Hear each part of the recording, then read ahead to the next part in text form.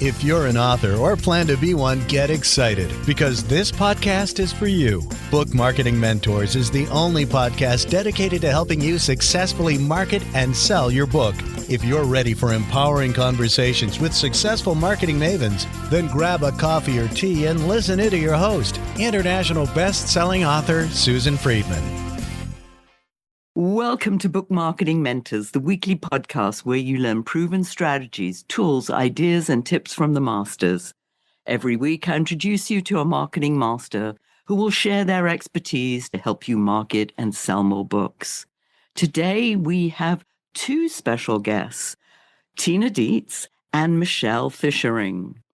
Tina is an award-winning speaker, audiobook publisher, podcast producer, and vocal leadership expert featured on ABC, NBC, CBS, The Wall Street Journal, Inc.com, and Forbes. As the founder of Twin Flame Studios, she reimagines thought leadership through audiobooks for experts, executives, and founders. Her podcast, Drink from the Well, engages over 300,000 listeners with her entertaining leadership elixir on today's top workplace challenges. And Michelle is an authorship consultant, strategist, book architect, and publisher. After 15 years in the luxury wine industry, she turned her passion for books into a mission, helping big thinkers transform their ideas into compelling nonfiction. With a blend of structure and intuition, she crafts books that challenge perspectives, spark conversation, and build lasting legacies. Wow, this is a real honor to welcome Tina back to the show, and Michelle, for the first time, to welcome you to the show, and really appreciate you being today's guest experts and mentors. Oh, welcome. Thank you, Susan. This is wonderful. Hey, Michelle, we sound great. I know. I love listening to that. I was like, oh, yeah, I like this. Hey, we got to start off the right way. So a couple of things, listeners. Number one, if I sound a little off today, I apologize because I think I'm coming down with some sort of cold, flu, something. I'm not sure, but I didn't want to not do this interview today. We're doing our best, or I'm doing my best, because I know my guests will do their very best to bring some wonderful information to you. The other intro, too, is to let you know why we're doing this, because several months ago, Tina and Michelle talked to me about a new project that they're working on. And that is turning podcasts into books. And I was intrigued. I thought this was a novel idea. And I thought, hey, this is something for our listeners. So you're in for a treat, listeners. This is going to be a super conversation with Michelle and Tina. Let's get started. And have you introduced this idea of turning a podcast into a book? That sounds like something novel. Tell us more about it. It's quite interesting. We tend to get one of two reactions from folks. One is that, oh my goodness, that sounds like a great idea. Tell me more. And the other is, oh, well, you're just kind of slapping the transcripts together onto the pages, which is definitely not what we're doing. But Michelle and I met about almost a year ago now, and I stalked her on LinkedIn because of a post she wrote that was so compelling about the publishing industry and the struggles and the trials and tribulations of trying to develop authentic content that I literally reached out to 4 or 5 of my mutual colleagues and said, do you actually know Michelle? Can you introduce me to her? And we ended up scheduling a 20-minute get to know you conversation. And 3 hours later, we realized it was dark outside. And so that was the beginning of this friendship that evolved into kind of a mutual determination society where we were kind of commiserating on the different challenges that authors have around creating books, the mistakes that we see authors making. So in my one company, we each own other companies. And in her company, with working with authors, developing their books and ghostwriting and publishing, consulting, and all of the work that Michelle has done for years with authors, and my work with audiobooks and having developed and published more than 500 audiobooks, we came down to a situation where we were like, we could make this process so much easier, so much faster, so much less expensive, so much less burnout for authors who are developing these books to build their platforms. Why don't we give it a try? That's where the notion of taking podcast content and turning it into published books was born, which is now turned into a new company called Alembic Press. Michelle, what did I miss? Maybe that we still can't get on a call that lasts less than 3 hours. Oh, I mean, that's definitely true. That is very true. So nothing has faded there. I guess the only other piece that I'll tack on there is the process itself. So Alembic Press is the name of the company and the publishing house. And Alembic being the vessel that's used in alchemy that you put the raw materials in and distill into that final essence, that gold.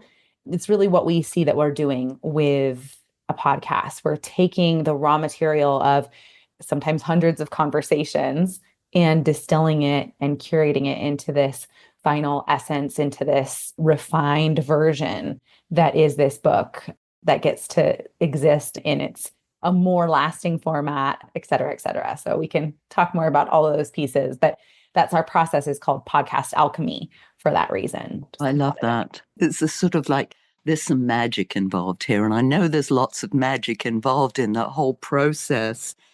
Now, there are people who have written books, our listeners, some of them have written books, some of them haven't.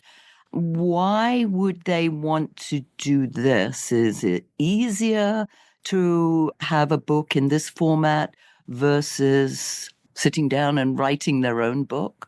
Talk to us more about that.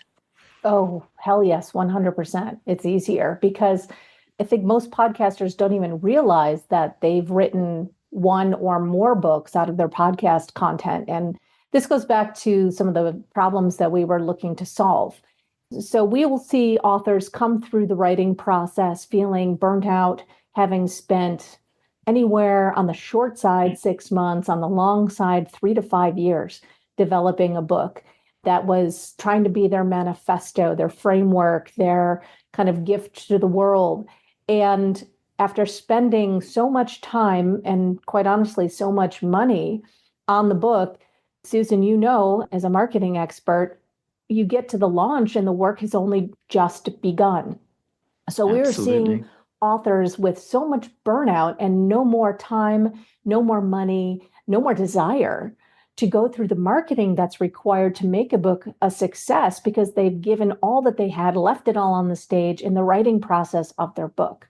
We were looking at, well, how can we help people, particularly those who maybe not have the time, but maybe aren't natural writers. Like I'm a good writer, but I don't enjoy writing that much.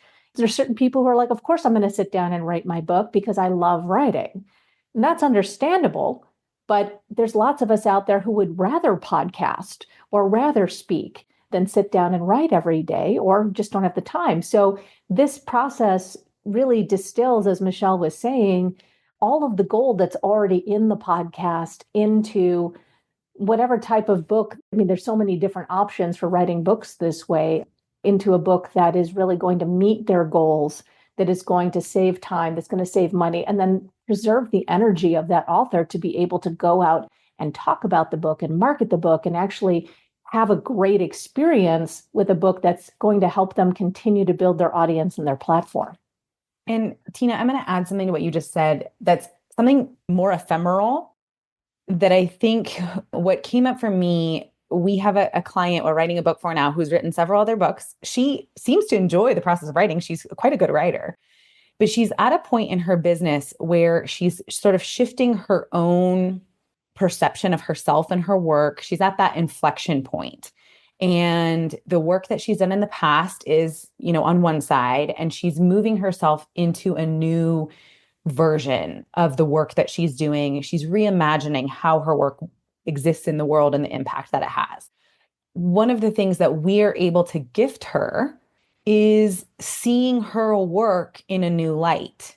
And so we can see her existing body of work that exists on the podcast. The conversations that she's having have been leading to this place where she is now over the last year and a half or more. We're able to see that because we're not so close to it. And we're able to pull those pieces out and show her her own brilliance, show her what it is that she has been talking about these things for a while now, versus her having to go through, the whole process of writing requires so much like mining of the soul and of your ideas and really working with them and sculpting them and shaping them. But the point is that you've already done a lot of that on a podcast. We're able to kind of be this outside influence that is the outside looking in, and we can see so many things that you don't see about what's already there. It's not even necessarily someone who doesn't enjoy the process of writing, but just someone who understands that their ideas are expressed in a different way on a podcast, in a conversation, whether that be a solo podcast where they're just having a conversation with the listener, or a guest podcast where they're interviewing and having a conversation with a guest. There's lots of different ways that can look, but what comes out of that, there's something very intimate and vulnerable and unique and real and raw that doesn't really happen when you're sitting down to write a book because you've already massaged it all by that point. Oh, I love that approach because you're right. I know that I certainly don't necessarily write the way I come over on the podcast. And over the years now, I'm in my 8th year of doing the podcast, and I've seen the progression of allowing myself to be much freer with the conversation and allowing it to be much more organic than being too structured. It's a whole different conversation. Now, as you're talking, both of you, I'm thinking, is this for podcasters or is it for podcast guests or is it for both? Well, we could take it in a couple of different directions. Primarily, we're working with podcast hosts who are looking at, well, how can I expand my platform? How can I expand my audience? How can I diversify my income streams? How can I gain more authority in my own leadership, thought leadership, my prominence in my industry? Those are most of what we're talking about. However, if it is a guest-based podcast like this one, an interview-based podcast, the host has a number of different options. And Michelle can probably run down like 18 different ways to use this content as the book strategist she is. But in broad strokes, you can pull out some of the stories of the guests, the quotes of the guests, the wisdom of the guests, and incorporate them into the book overall. And then the host is kind of like it's their book. They're the only author on the book. Or if there wants to be a more of a collaborative effort, these books can be done as an anthology style book, which I know that you've produced in the past, Susan, as well. And the brilliance of doing that is that we already have the content for the chapters from the guests. If anybody has ever been a part of an anthology book, or God love you, has created one, it's a lot of herding cats of all of the people who are writing individual chapters around a specific topic for a book. So you have to wait for that person to write the chapter. You have to have somebody edit those chapters. You have to have the consistency in the voice. It's very hard to do when you've got 20, 30, 40 people writing different pieces of a book. Our process allows a podcast host to take all the content that they've already had, reach out to their audience and say, hey, you were a fantastic guest on my podcast. Now I'm creating a book out of my podcast. I'd like for you to contribute. We're going to do this collectively, pool our resources together. But guess what? You're just going to need to kind of approve your chapter because you've already written it by being a guest on my show. And so we're shortening the process. There's not nearly as much editing required. We can normalize the voice of the book while keeping the individual people's, tones and flavors alive inside of it. And overall, it makes it more accessible for the guests to participate, and it makes it easier for the host to produce it overall. And you can put more of your efforts into the marketing of that book together rather than having an enormous budget needed on the production side. Yeah. I was smiling and laughing when you talked about the work that's involved. I produced 6 anthologies Oh, gosh. and talk about herding cats. I Yeah. mean, it's unbelievable to the point where the last one I did, I was like, I don't think I want to do this again. Yes. I have also God bless produced, you that you want to yeah, do one. I have also produced a couple, Susan, and I learned very quickly that I don't want to do that. It's very, very difficult. It's wonderful once the end result, and I know the authors who were involved in the books love it at the end when they got the book and their pictures on the book and they've got their chapter, and some of them have launched a career out of being in an anthology we compiled. I love that. I think you answered the question, but I might dig a little deeper. Let's take this show, for instance. As you know, this episode is going to be like 470 something, I think. And how do I pick the best out of all of those? That's the benefit. That if we're doing it, you're not picking that. You're not having to pick them. We're picking them. Some of it can be based on popular episodes, right? That can be one way of getting into it. So, what are the most resonant episodes?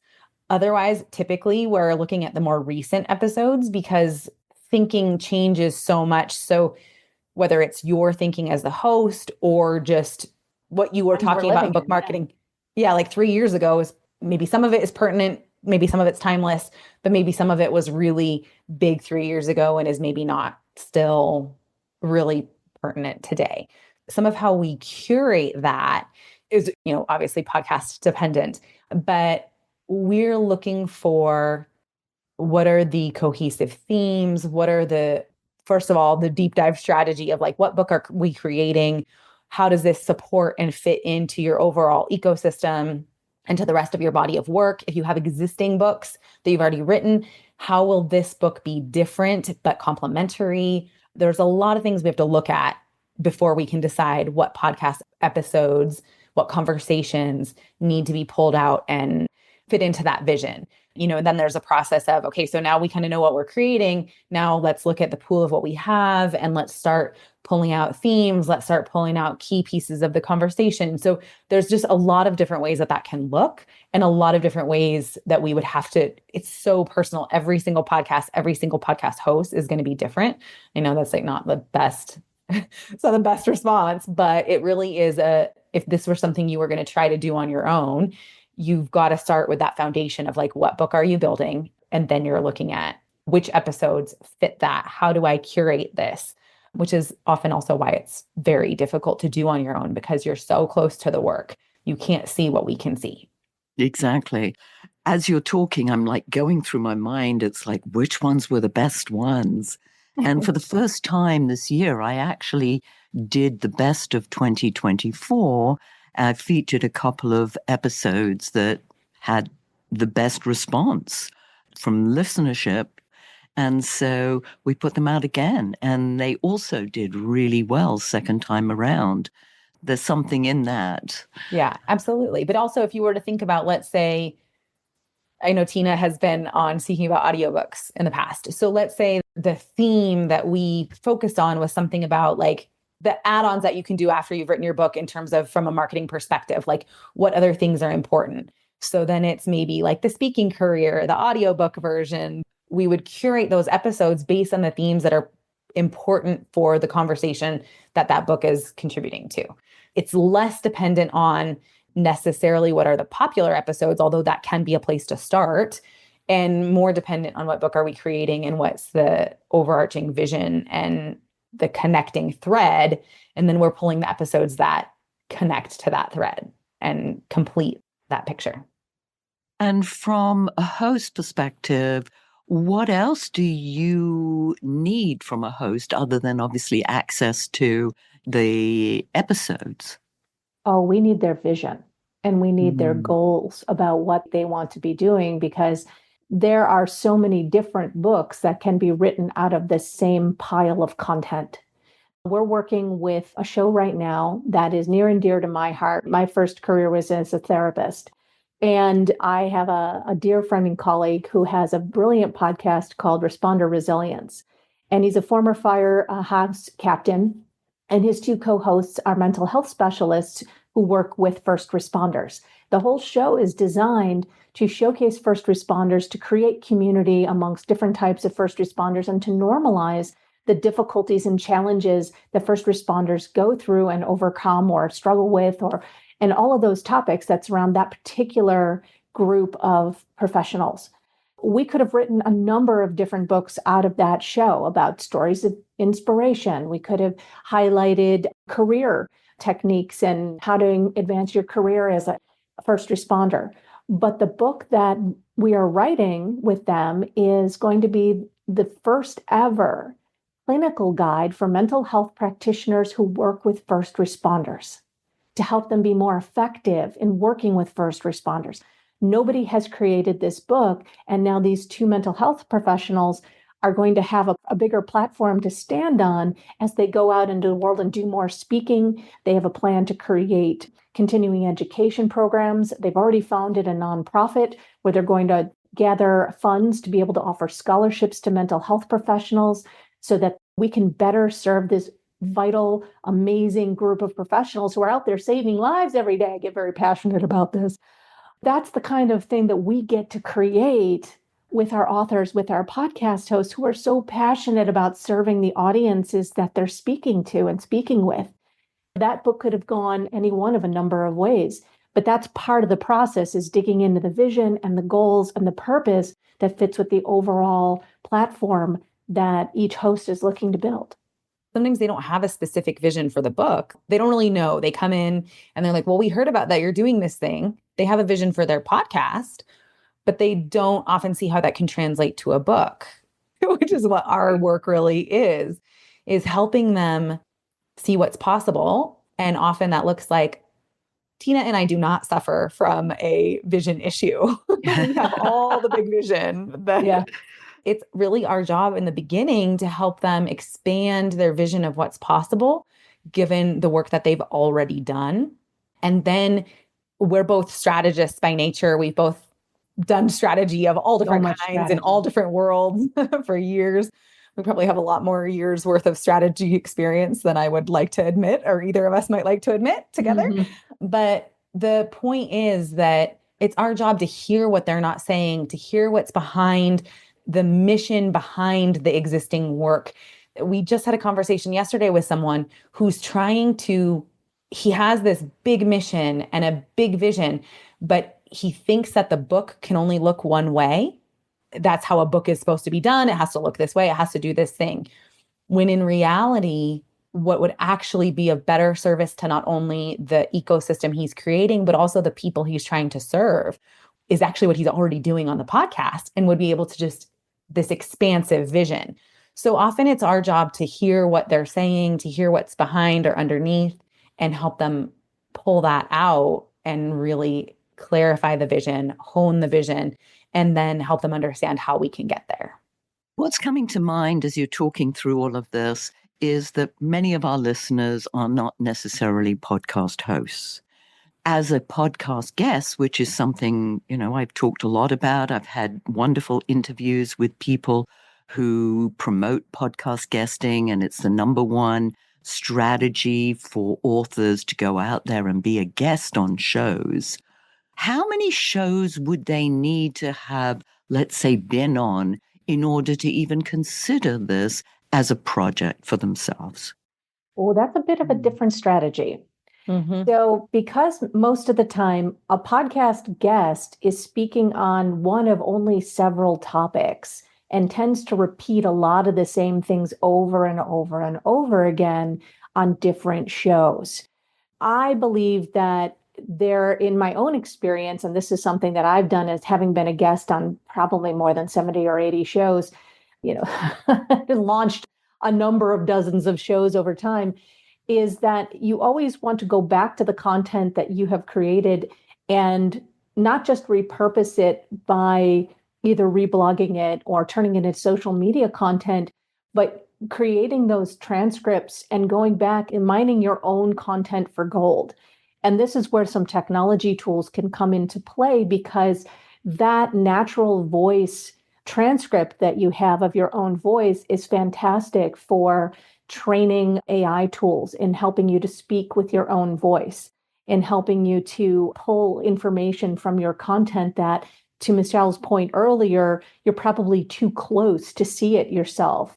Something I love to do is to take my own transcripts and then utilize the AI tools that I've already trained in my own voice to pull out quotes, to pull out salient points, to define major themes of what I'm talking about, or even propose to me what other types of talks could I create out of some of these ideas? What articles could I create out of some of these ideas? What other speaking topics could I create? It helps with the creative iteration process to keep anything that we're speaking about, talking about on different shows fresh. It helps us to pitch other shows better. And it helps us deeply to repurpose our content in really meaningful ways, because I'm all for fun social media posts. And we also need more in-depth articles. And there's a real hunger for that, as evidenced by the popularity of places like Substack and Medium and Quora and newsletters all across, and even feeding our own audience who are hungry on our newsletter lists and things like that. So it helps us to keep things fresh and to continue to fall in love with our own work when it starts to feel stale. Yes, and that's easy to do. Is you're talking about one topic and maybe you're not realizing how many different angles you can take that topic in. I love this. This is a perfect segue for you to both share how our listeners can find out more, because I know that you've sparked curiosity. And whether they're a podcast host or whether they're a podcast guest, what's the next step for them? Tina, Michelle? I'll let Tina go ahead on that one. Well, probably the easiest thing to do is to go to alembicpress.com, ALEMBIC press.com. I love saying that for some reason. It makes me feel like I'm on Sesame Street. Go to alembicpress.com, take a look at what's there. We've kept it really simple and tight so you can understand, but you can submit your show and we'll evaluate it. We'll actually say, is this a good fit for this type of process? Not all shows are. There are criteria that we are looking for. So we'll do a bit of an analysis on that, and then we'll reach out to you. And then we can always have a conversation about it with some visioning and book ideas that we have for you. Would certainly want to hear what your goals are for your platform and your vision. And certainly if you've written other books as well. So it's a very, very collaborative process. And if this appeals to you and you have a show that's been around for at least a year, we got to have, enough episodes to work with, then reach out and tell us more about your show and let's see what's possible to co-create. That's fantastic. Yes. And I'll put that in the show notes so people can get that, because it's not necessarily a word that everybody uses on a regular basis. True. Yes, I will definitely put that in the show notes. And as you know, we always like to leave our listeners with a golden nugget. So again, who's on first? Who's on first? I'm going to let Tina share some brilliance this morning. I'm not feeling particularly golden brilliance. I will tap into your gorgeous multi-layered brain, Michelle, because there's so much gold in there. I would say that when you are feeling like you are on a hamster wheel, as so many of us do, and particularly in unprecedented times, then it's time to get a different perspective, whether it's working with somebody like us, whether it's training an AI tool to be able to reflect back to your own brilliance, or it's reaching out to trusted friends and colleagues and saying, I feel like I'm stuck in a wheel. Tell me more about who I am in the world and what I can be creative about. It's those connections that we reach out to that help make life more interesting, that help us stay engaged and help us see beyond the daily fears that tend to creep in and stop us from having the size of vision, the brilliance, and the energy that we know that we can generate to uplift our communities and make the world a better place. And I know through the work that we've done together, and many of my authors have worked with you with their audiobooks, and this is just an addition to that brilliance. And I love what you've both shared, and Thank you so much. Again, listeners, this is an episode you're going to need to listen to over again because it's a new idea. And anything that's new, it's an education process. So go back and listen to this brilliance. And if this is something of interest, then I highly recommend that you reach out to Tina and Michelle. Wonderful people. I love working with them. So thank you. And by the way, if your book isn't selling the way you wanted or expected to, let's you and I jump on a quick call together to brainstorm ways to ramp up those sales because you've invested a whole lot of time, money, and energy, and it's time you got the return you were hoping for. So go to bookmarketingbrainstorm.com to schedule your free call. And in the meantime, I hope this powerful interview sparks some ideas you can use to sell more books. Until next week, here's wishing you much book and author marketing success.